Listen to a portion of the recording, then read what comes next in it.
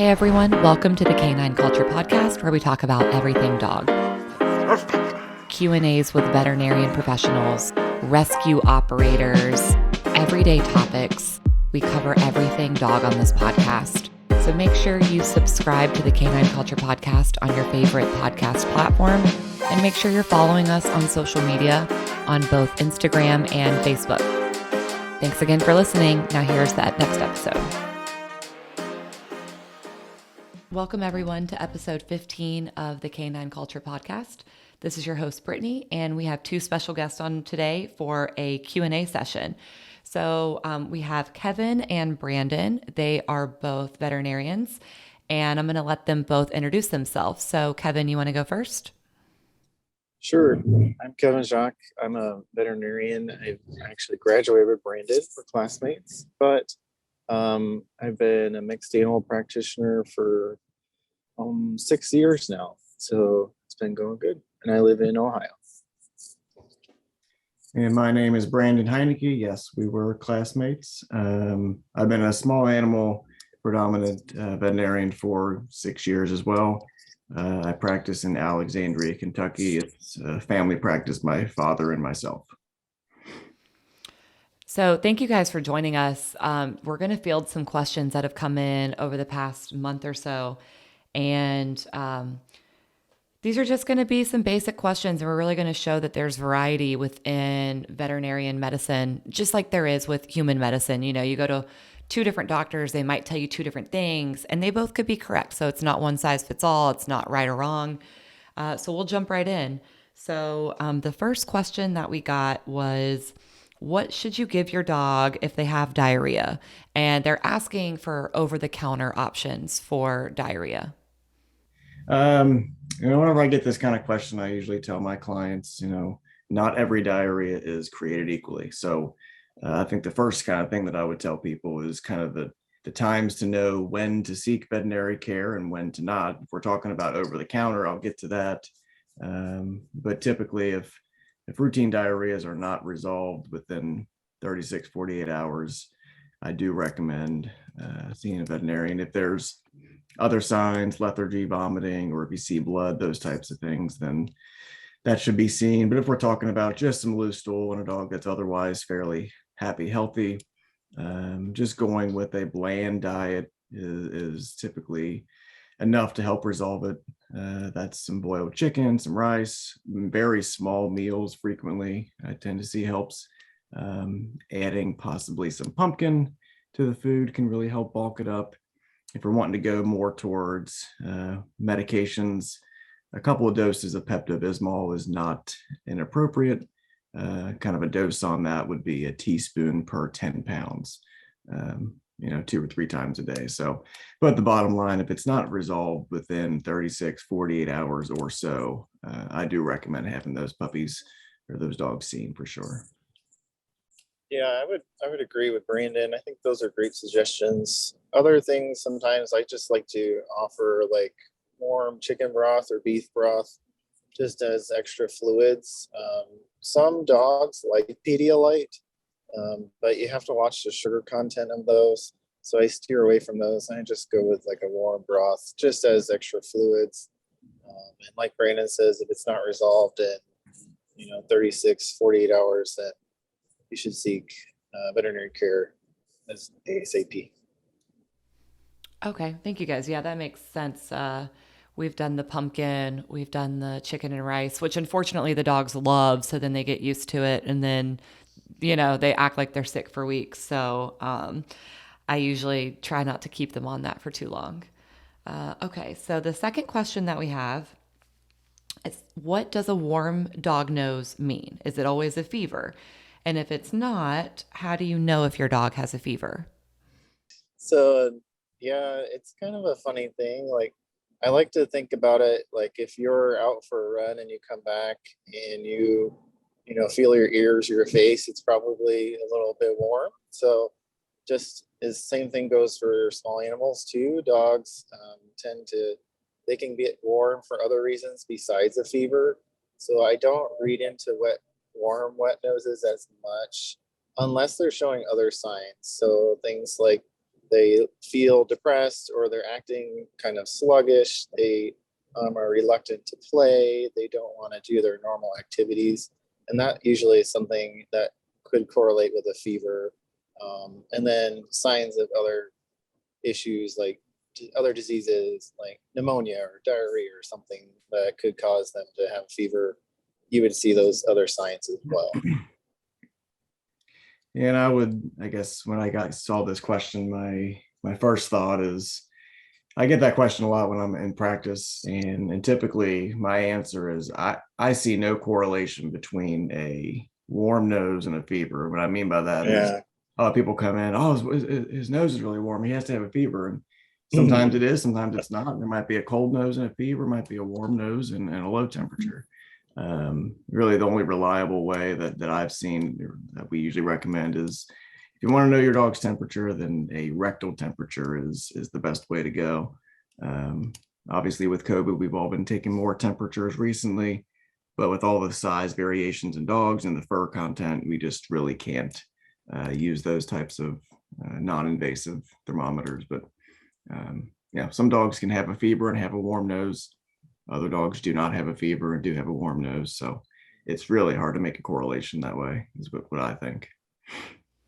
Yeah, I think that makes sense. I know we have 2 rectal thermometers that are very clearly labeled for the dogs because I'm not trying to accidentally use one of those.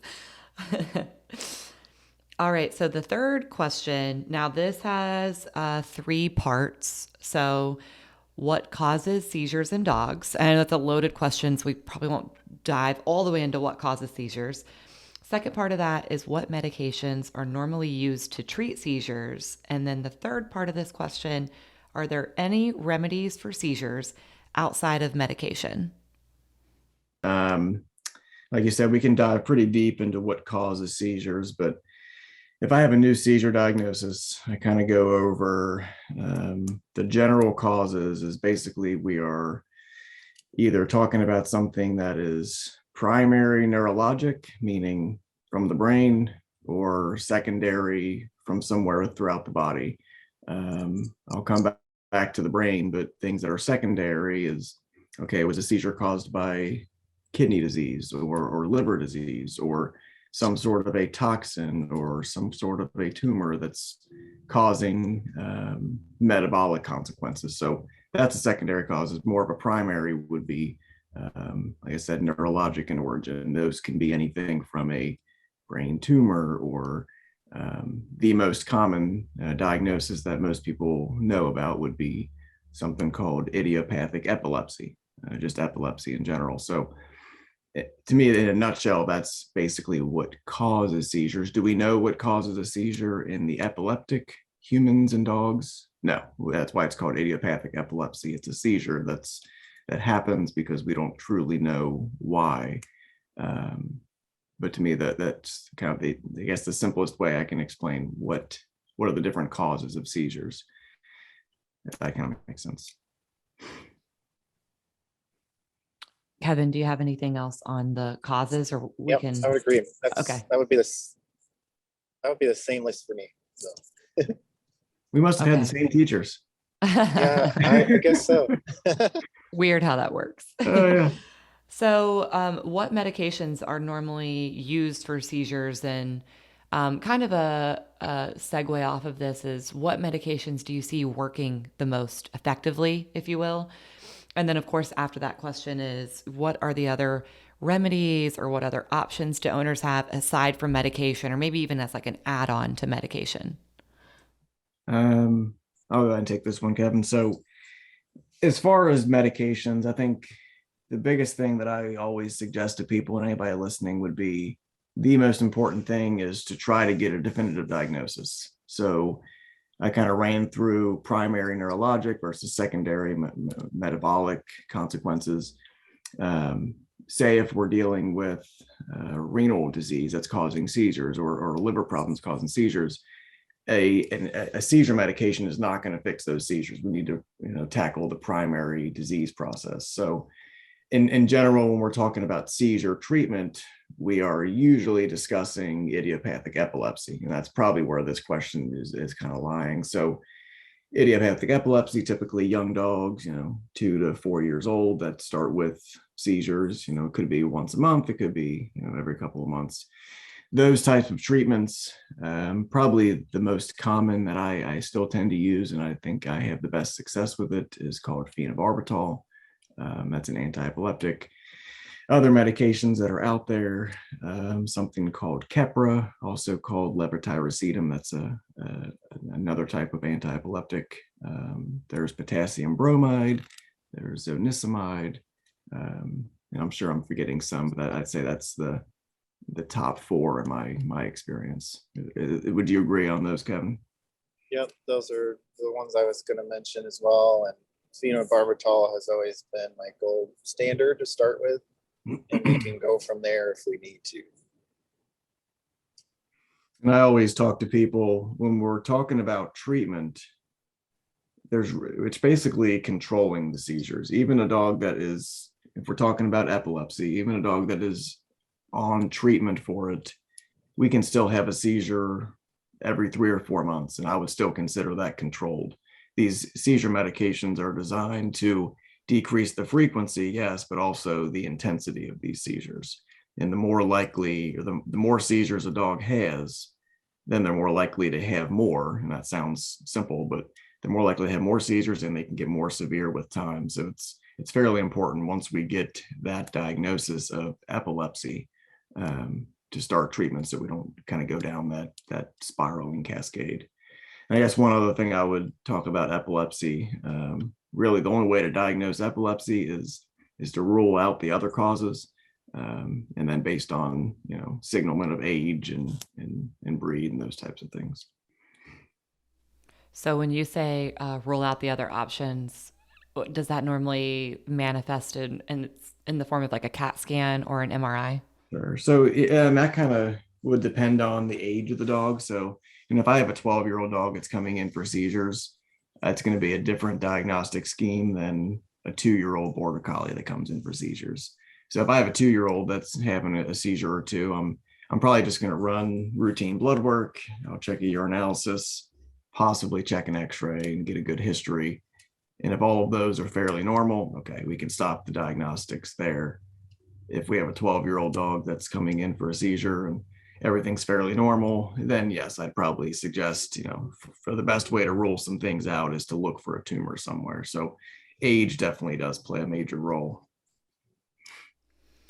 And if your dog is having seizures, do you ever make any recommendations with respect to their diet or any extra supplements like fish oil or CBD oil or anything like that?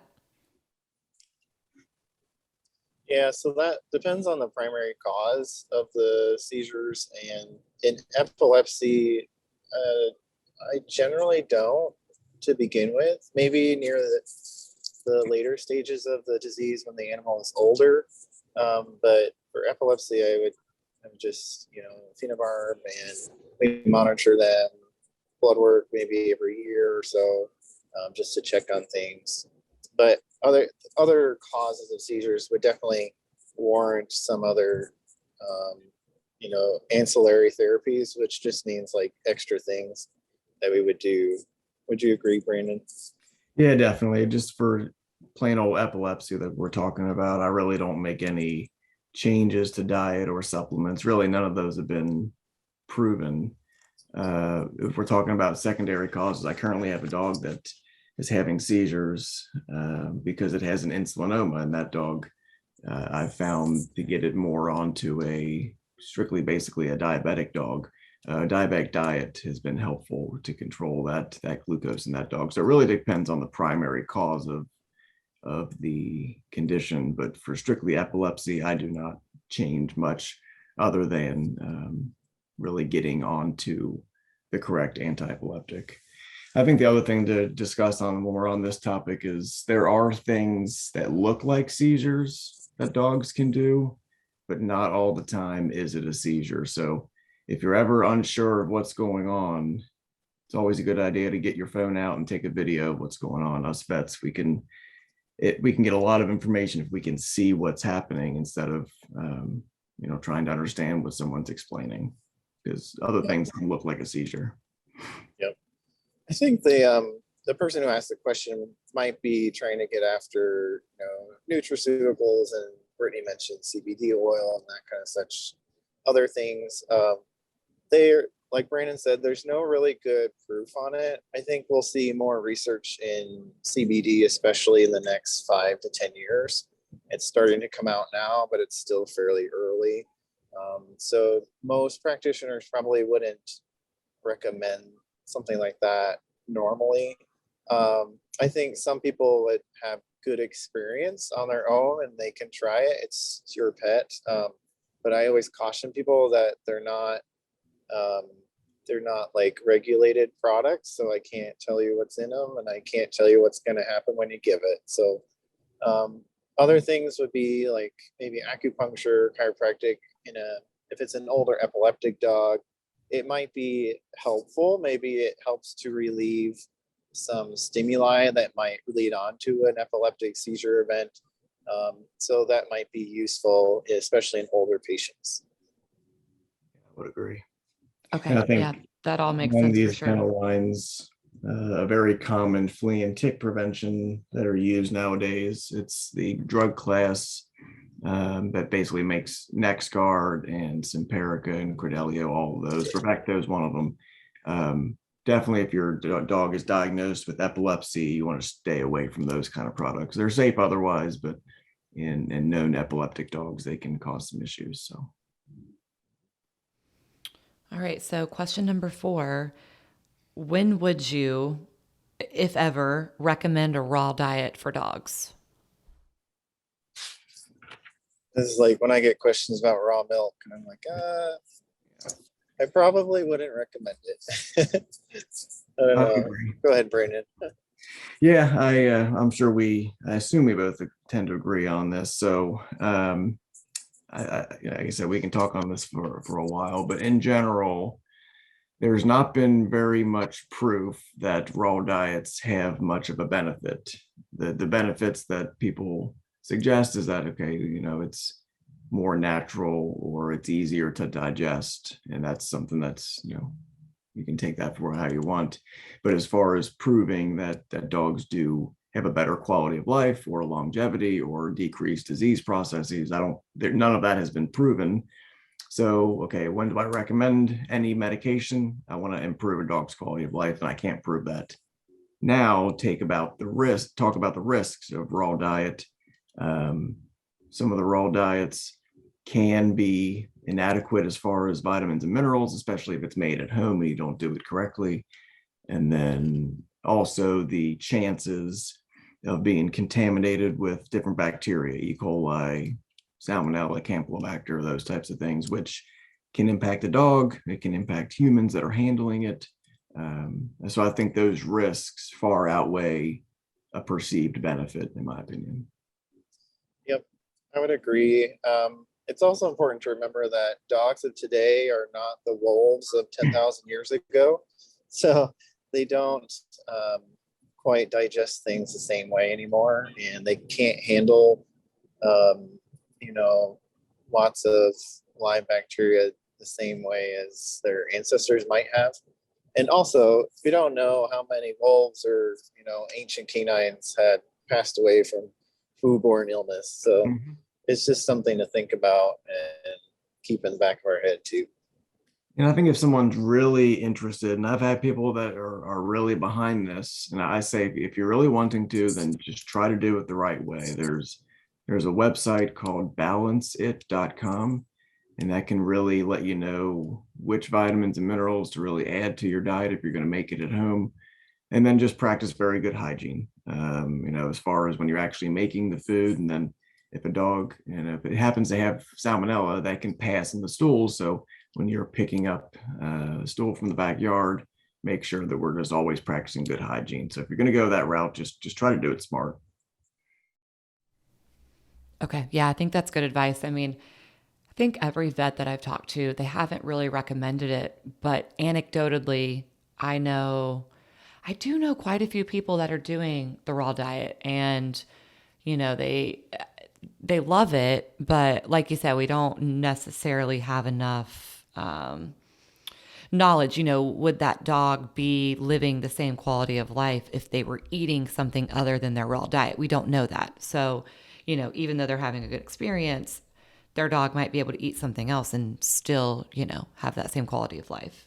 And those types of things, confirmation bias, we're all guilty of it. And if I have people that say they've been doing it and they like it, then that's fine. I just kind of educate them on the possible risks that's out there. And I'm definitely one that, if one dog can benefit from it, that's awesome. But at this point in my career, I'm not recommending it because I don't have large data to prove that kind of recommendation. Right. Yep, I agree. All right. So, question number 5. This is a big one in Florida right now. I'm sure it'll be a big one for y'all in Ohio soon. What can you use over the counter for seasonal allergies in dogs? Allergies, they are like the veterinarian's arch nemesis, I think. I don't know about Brandon, but I've had good luck with cetirizine hydrochloride, which is the active compound in Zyrtec. It does not work on every dog. It does not work on, well, I use it on other animals too. But it's just like in people, some people it works great and other people it doesn't. So I'm like, it's cheap. You can try it. There's really not a lot of risk to it. It's pretty safe medication. So that's the only thing I've really tried. And it's worth a shot. If it doesn't work, then come see us. Yeah, and I think as far as on this topic, the first thing that I thought when I saw this question was, which types of allergies are we talking about? And that might sound like an odd question, but in humans, allergies that humans tend to get this time of year, and I live in the Ohio Valley, so down in Cincinnati, allergies are nonstop. It's all the time. And you can have humans, it's the runny eyes, runny nose, a little bit of a cough, those kind of things. And dogs, they can have those, but in my experience, dogs typically show more of the itchy paws, itchy groin, licking their paws, those types of things, ear infections and those things. So as far as over-the-counter allergy medications, I would definitely agree with Kevin that if I've seen any of them work fairly well, it is more of the cetirizine. People try a lot of Benadryl, and in my opinion, I think Benadryl just makes dogs sleepy enough to where they forget that they're itchy, or it might dry up some secretions, nasal secretions and ocular secretions, but for the actual allergies, as far as skin allergies, I think cetirizine is probably the best one that I've seen. And just like back on the diarrhea conversation, give these things a try, but don't let it go too long, because then we can start seeing secondary infections, and it just makes it a lot harder to get under control if it's not taken care of fairly quickly. Yeah, definitely. And a good point to know is that, like, if you have a dog with an ear infection and you try something over the counter and it works, great. But if it comes back, you need to come see us, because it's probably got an underlying issue, and then we also need to make sure that they get the infection under control too. That, like Brandon said, it's one of the more common things to see in canines with allergies. Always be honest with your vet if you've used something, just so we know what we're getting into. I've had a lot of people I had one person that I was actually taking old antibiotics from their cabinet and crushing them up and putting in the dog's ear. And he was honest with me about it, but so I did a culture, and it was literally resistant to every antibiotic that I could use. But I'm sure I've had some that were not honest, and that's why, I couldn't get it better. So just be honest, and, we can always kind of try to fix things if we know what we're dealing with.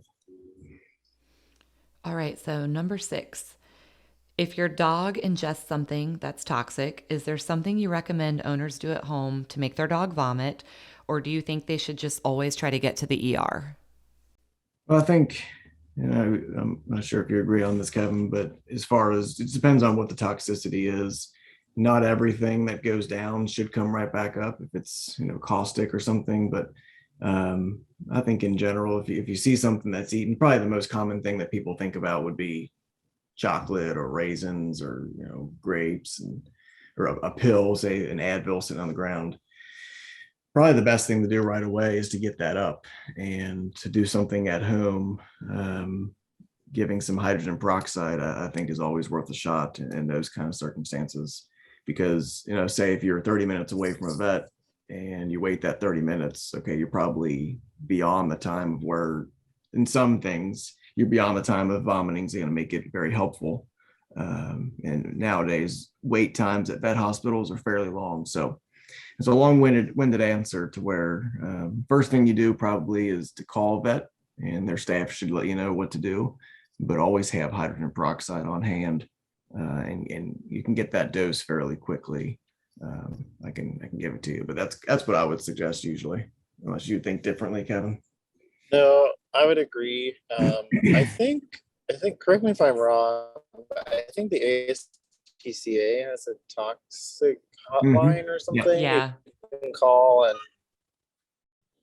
get advice to if you think that they ingested something. So that's always good to call.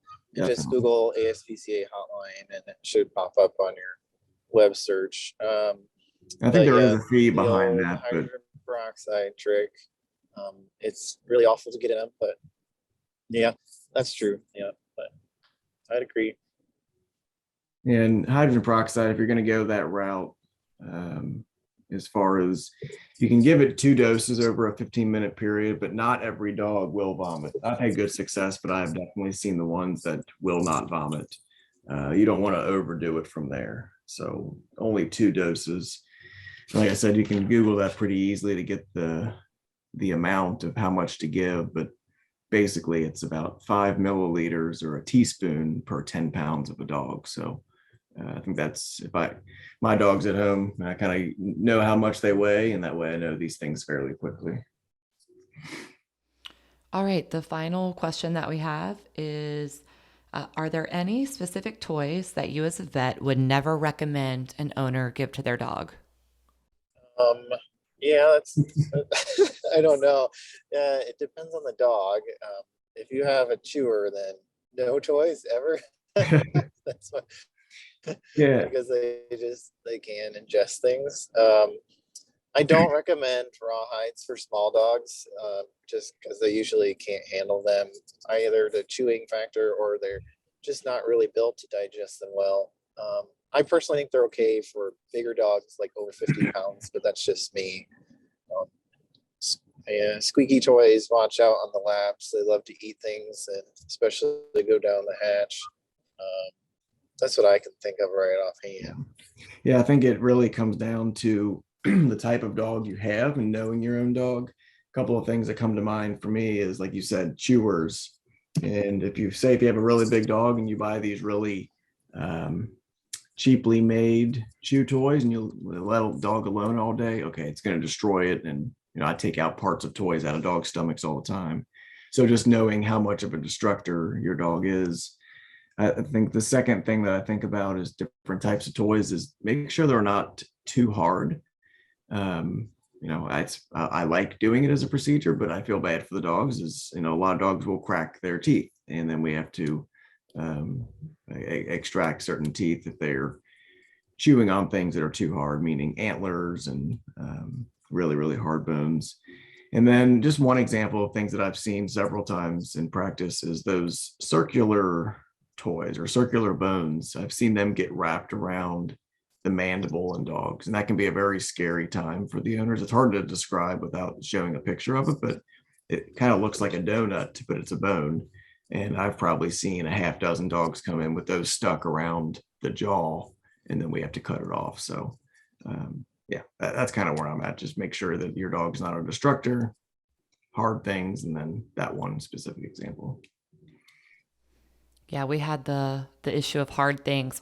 Honestly, didn't even think about it, but Titan used to chew on water bottles, so he would chew on the caps of them frequently, and he never swallowed them or anything.